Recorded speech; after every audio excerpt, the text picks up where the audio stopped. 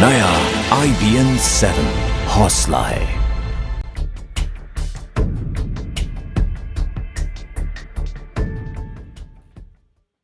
और अब बात नेताओं के बिगड़े बोल की। सबसे पहले बात जेडीयू नेता शरद यादव के विवादित बयान की। शरद यादव ने एक बार फिर बेतुका बयान दिया है। इस बार उन्होंने पद्म सम्मान का अपमान किया है। शरद यादव ने कहा है कि पद्म भूषण सिर्फ मक्कार और बेईमान लोगों को मिलता है। उन्होंने कहा है कि पद्म सम्मान सिर्फ बड़े लोगों को ही दिया गया, किसी गरीब या आदिवासी को आज तक पद्म भूषण नहीं मिला।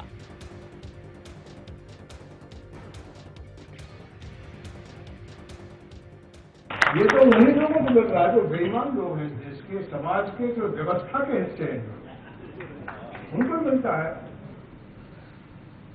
उनको ही मिलता है। अभी मिला है ये जो बड़ा बाबू ने जो अभी दिया है किताब, क्या कहते हैं, पद्मश्री और पद्म भूषण, वो सब जो ऊंचे तबके के लोग, उनको एक नहीं है दलित, एक नहीं है आदिवासी, एक नहीं है अकलियतदार। मुंबई में ये बयान दे रहे थे। हालांकि पद्म सम्मान पर विवादित बयान देने के बाद भी शरद यादव अपने इस बयान पर अब भी कायम हैं। शरद यादव से बात की हमारे सहयोगी विवेक गुप्ता ने। जनता दल के वरिष्ठ नेता शरद यादव जी हमारे साथ हैं। सर, जो अभी जो जी पारेख का जो प्रोग्राम था उसमें आपने पद्म भूषण को जो लेकर टिप्पणी की थी, सर उसमें क्या था? सर वो जो बोल दिया सो बोल दिया। सर, आपने कहा कि पद्म भूषण बेईमान और मक्कार लोगों को सिर्फ दिया जाता है। नहीं, जो बोलना था बोल दिया। सर, आपको लगता है सर ये जो पद्म भूषण जो अवार्ड है, इतना प्रेस्टिजियस अवार्ड है, और जो आपने बयान दिया है कि सिर्फ मक्कार और बेईमान लोगों को दिया जाता है, क्या वो सही है? नहीं, मेरा ये कहना है कि हिंदुस्तान के दलित, जी, आदिवासी, किसान, अकलियत का एक आदमी इसमें नहीं है। अच्छी बात तो नहीं है। देश तो ये है, देश तो ये है, देश तो ये है कि नहीं है। फिर जी पारेख जिसके नाम पे बोल रहे हैं, तो वो इससे ज्यादा किसका कंट्रीब्यूशन है? सही, लेकिन यानी कि जो अभी जितने पद्म भूषण अवार्ड हाल ही में सबको मिले हैं, तो आपने कहा जो उस पर कहना नहीं है, वो हमेशा 68 बरस से ऐसा ही हो रहा है। इसलिए मैंने कहा कि हिंदुस्तान के जो मेहनतकश लोग हैं, जो मैंने ये भी कहा कि 1857 में रघुनाथ शाह और शंकर शाह वो तोप से उड़ाए गए, उनका कहीं इतिहास में नाम है क्या? तो सर आपका कहना है कि जो आपने बेईमान और मक्कार लोगों को पद्म भूषण दिया था वो सही है? नहीं, वो नहीं मेरा कहना था। उनको दो, लेकिन उन्हीं एक ही तबके से दोगे ठीक नहीं। सर, लेकिन जो वर्ड आपने यूज़ की है, दो वर्ड यूज़ किए, हम भी प्रोग्राम में थे, मक्कार और बेईमान, जो आपने कहा कि पद्म भूषण इनको मिलता है, सिर्फ आदिवासी और छोटे लोगों को नहीं मिलता है। मेरा साफ कहना, हिंदुस्तान का असली हिंदुस्तान उसको तो कोई देता नहीं, ना उनका इतिहास होता है, ना कुर्बानी होती देते हैं। तो यानी कि जितने लोग को मिला है उनके बारे में क्या कहेंगे? जो वो उसके बारे में मेरा कुछ नहीं। जो आपने बयान दिया वो सही है आपके हिसाब से? नहीं, मेरा कहना यह है कि जो ये अवार्ड है, ये देश की जनता में जो 80% लोगों को छोड़ के कर रहा है, ये ठीक नहीं है। ठीक है, थैंक यू।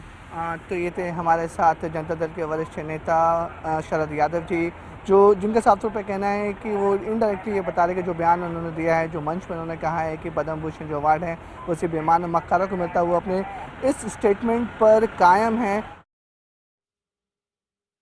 और इस तरह से शरद यादव अपने बयान को सही ठहरा रहे हैं। लेकिन ये पहला मौका नहीं है जब शरद यादव का बयान इस तरह से विवादों में आया हो। हम आपको सुनवाते हैं। 13 मार्च को संसद की कार्रवाई के दौरान दक्षिण भारत की महिलाओं के रंग पर जेडीयू अध्यक्ष शरद यादव के उस बयान को, जिसके बाद पूरे देश भर में इनका विरोध भी हुआ। वाइट चमड़ी वालों को तो यहाँ देख करके आदमी दंग रह जाता है। मैट्रिमोनियल देखो तो उसमें लिखा हुआ गोरी लड़की चाहिए।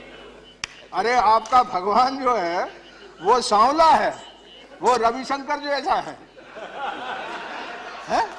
और साउथ की महिला जितनी ज्यादा खूबसूरत होती है, जितना उसका बॉडी जो पूरा देखने में, यानी इतना हमारे यहाँ नहीं होती, वो नृत्य जानती है। हमारे सहयोगी विक्रांत यादव इस वक्त हमसे सीधे जुड़ रहे हैं ज्यादा जानकारी के साथ। विक्रांत, एक वरिष्ठ राजनेता हैं और कई पुरस्कार इसके लिए उन्हें मिल चुके हैं। ऐसे में शरद यादव का यह बयान दरअसल क्या कवायद की ओर इशारा करता है? देखिए प्रशांत, शरद जी एक पुराने और वरिष्ठ नेता हैं, इसमें कोई दो राय नहीं है। वो उन्हें संसद का बेस्ट सांसद का अवार्ड भी मिल चुका है, बेस्ट सांसद के पुरस्कार से नवाजे जा चुके हैं। लंबा उनका राजनीतिक कैरियर रहा है, लंबा संसदीय इतिहास उनका रहा है। लेकिन उनके पूरे कैरियर में अगर हम देखें तो कई बार ऐसे विवादित मुद्दे आए जिन पर उनके बयान ने विवाद खड़ा किया, और ये जो मुद्दा है ये भी ठीक उसी तरीके का है।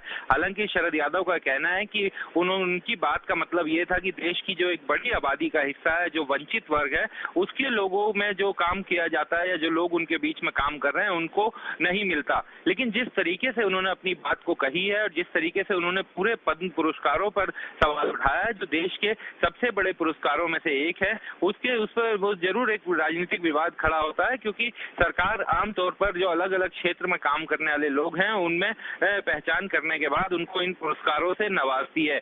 लेकिन शरद यादव के बयान के बाद ये राजनीतिक विवाद पहले भी पद्म पुरस्कारों पर उठे, एक बार फिर ये बहस तेज होगी। और जिस तरीके से शरद यादव ने अपने बयान को कहा है, जिस शब्दों का इस्तेमाल किया है, निश्चित तौर पर वो उन पर जरूर राजनीतिक लोग सवाल उठाएंगे और इस पर आगे ये विवाद और ज्यादा बढ़ेगा। शुक्रिया विक्रांत आपका इस पूरी जानकारी के लिए।